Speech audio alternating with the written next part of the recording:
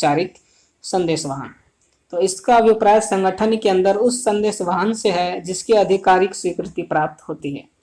औपचारिक संदेश वाहन का मतलब क्या है? औपचारिक संदेश वाहन वो संदेश वाहन होती है जिसे कि संगठन में आधिकारिक स्वीकृति प्राप्त होती है। ठीक है, जैसे कोई संगठन होगा उसके अंदर इस संदेश वाहन, औपचारिक संदेश वाहन को अधिकार प्राप्त होता है, तो वो होता है औपचारिक संदेश वाहन। ठीक है, अगले देख लेते हैं इसकी विशेषताएं कौन कौन सी हैं।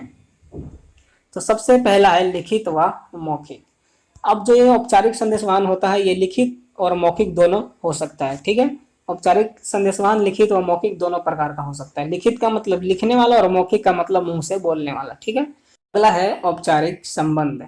यह संदेश वाहन उन कर्मियों के मध्य होता है जिनके मध्य संगठन द्वारा औपचारिक संबंध स्थापित किए गए हों।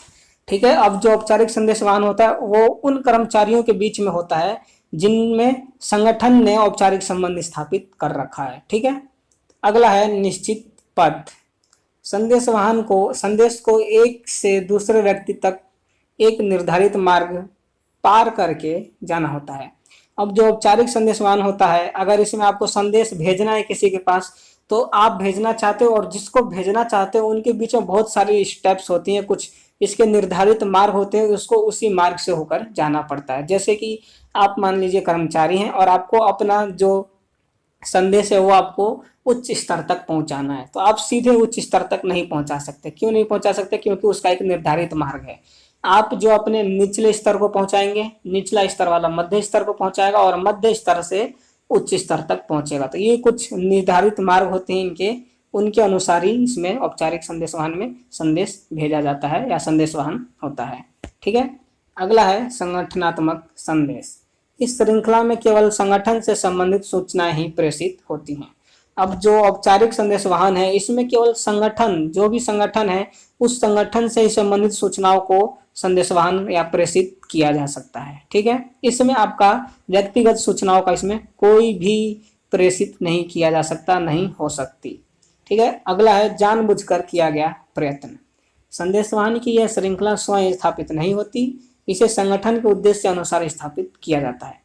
अब जो औपचारिक संदेश वाहन है इसको जानबूझकर स्थापित किया जाता है संगठन के उद्देश्य के अनुसार। ठीक है, संगठन के जैसी उद्देश्य होगी उसी के अनुसार संदेश वाहन को स्थापित किया जाता है, जिसे औपचारिक संदेश वाहन कहते हैं। ठीक है, तो ये हमने यहाँ पर इसकी विशेषताएं देख ली। अब देख लेते हैं इसके लाभ।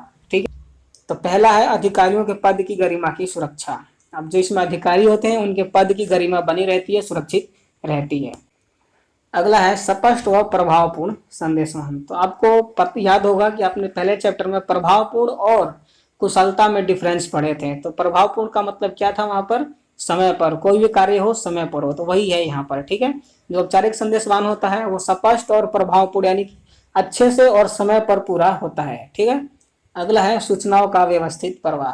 अब जो औपचारिक सूचनाएं होती है उनका व्यवस्थित प्रवाह होता है, उसमें कोई परेशानी नहीं आती। ठीक है, अब देख लेते हैं इसकी हानि, क्योंकि जिस चीज के लाभ है उसकी हानियां भी होती हैं। तो पहला है कार्य का अधिक बोझ। अब इससे क्या होता है कि जो कर्मचारी होते हैं उन पर कार्य का अधिक बोझ आ जाता है। कैसे आ जाता है? जैसे कि मान लीजिए आपका सूचना है और आपको उच्च स्तर तक पहुंचाना है। ठीक है, तो उच्च स्तर तक पहुंचाने का जो मार्ग है, पहले मध्य फिर उच्च, तो इससे क्या हुआ कि मध्य वाले के ऊपर कार्य का अधिक बोझ हो गया, क्योंकि उस सूचना से तो उसका लेना देना कुछ है नहीं, फालतू में उसके ऊपर एक कार्य का बोझ बढ़ गया। तो ये इसकी हानि है। ठीक है, दूसरा है सूचनाओं का स्वरूप बदलना। अब क्या होता है कि जो औपचारिक सूचना होती है वो स्टेप बाय स्टेप करके पहुंचती है। तो आपने अपने निचले स्तर को पहुंचाया, तो आप क्या कहना चाहते हो और निचले स्तर वाले ने क्या समझा है, यहाँ पर इनके समझाने और समझने के उस पर प्रभाव पड़ता है। ठीक है, आप क्या कहना चाहते हो और सामने वाला क्या समझता है, फिर वो अगले स्टेप पर क्या आगे समझाता है और अगला क्या समझता है। तो इससे क्या होता है कि सूचना अपने लास्ट स्तर तक पहुंचते पहुंचते उसका स्वरूप ही बदल जाता है। कहना कुछ चाहते हो और पहुंचता कुछ और है। ठीक है, ये भी इसकी हानि है। अगला है अधिकारियों द्वारा लापरवाही। क्या होता है इसमें कि अधिकारी भी लापरवाही करने लगते हैं, क्योंकि वो सोचते हैं कि हमारे सोचने से क्या लेना देना, आराम से भेजेंगे, कोई दिक्कत बात नहीं है। ठीक है, तो इसमें बहुत सारे कर्मचारी होते हैं जो कि लापरवाही करने लगते हैं। तो ये यहाँ पर हमने औपचारिक संदेश वाहन देख ली। तो आज की वीडियो में बस इतना ही।